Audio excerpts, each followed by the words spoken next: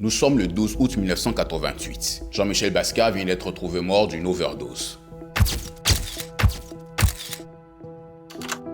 Le jeune homme de 27 ans, tout premier noir à percer dans ce monde de l'art contemporain, était pourtant attendu 6 jours plus tard à Abidjan.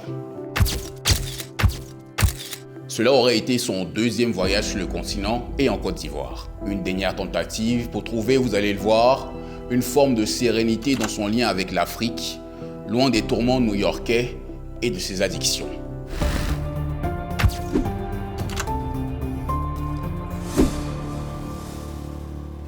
Cette année 1986, le monde très blanc de l'art contemporain ne jure que par Jean-Michel Basquiat.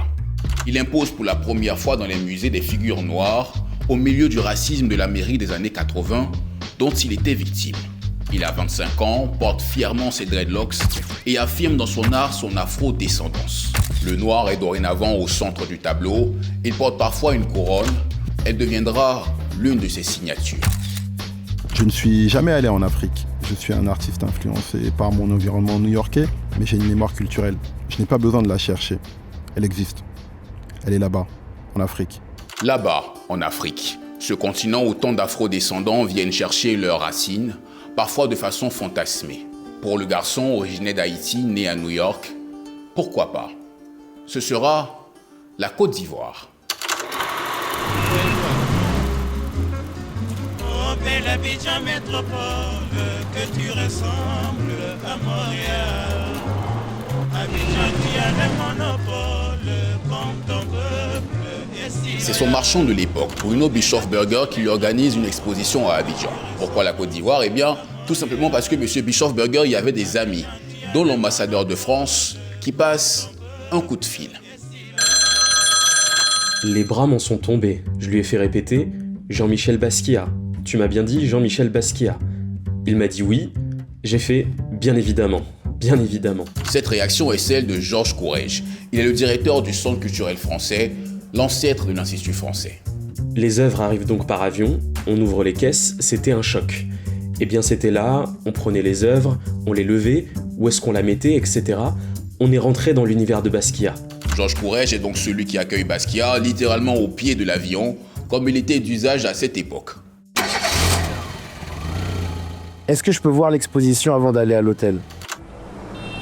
Voici donc les premiers mots de Jean-Michel Basquiat en Afrique. Quelques instants plus tard, le voilà devant ses toiles exposées, les scrutant une par une. Est-ce qu'il pensait? J'ai pensé à ça, mais c'est complètement stupide. Mes œuvres sont en Afrique. Enfin, je me suis dit, est-ce qu'il a eu cette impression de se dire « Voilà, je suis en Afrique, mes œuvres sont là ». Very good. C'est le même Georges Courrèges, félicité par Basquiat de ce « very good », qui fait cette photo. Il se trouve dans le village de Tiagba. Dans la pirogue, cette jeune femme blonde, c'est Jennifer Good, la petite amie de Basquiat. Et juste à l'avant, Jean-Michel est là, visiblement heureux du voyage. Difficile de s'imaginer que ce garçon souriant est engagé dans une spirale sombre depuis plusieurs mois. Je vous ramène à New York. Entre 1984 et 1985, la collaboration de Basquiat avec Andy Warhol, son ami, est en échec. Les œuvres de Basquiat sont critiquées à l'international, mais il continue étrangement autant de vendre. Basquiat peint frénétiquement comme engagé dans une urgence de vivre. L'héroïne s'installe dans sa vie, une addiction qui lui sera plus tard fatale. Il y a aussi le racisme, toujours présent malgré le succès. Quand la presse américaine l'interroge et cherche la logique de son travail, Basquiat répond. God, man. Like if you're talking to like you're talking to Marcel Duchamp, you know, yeah, I mean, you ask him, or even Rauschenberg or something, you know, and you couldn't tell him why something was next to something else, except for it was just there, you know, really, you know. Duchamp, Rauschenberg, ces grands artistes contemporains blancs. Ce garçon dans la spirale de la drogue, qui s'isole de plus en plus dans ses douleurs personnelles, on a du mal en effet à le reconnaître dans cette pirogue, en Côte d'Ivoire.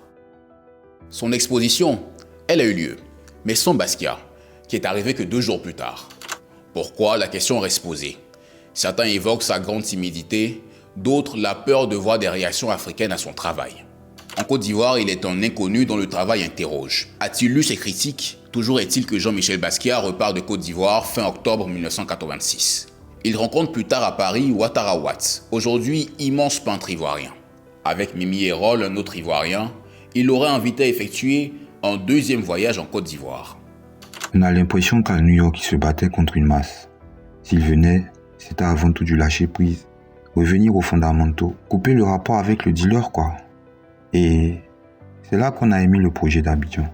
C'est ce billet pour Abidjan, un aller simple, qui aurait été retrouvé dans les affaires de Basquiat lorsque les enquêteurs découvrent sa dépouille. Un acte manqué qui nous laisse plein de questions sur cette étoile filante de l'art contemporain. Et si Basquiat était revenu en Afrique ?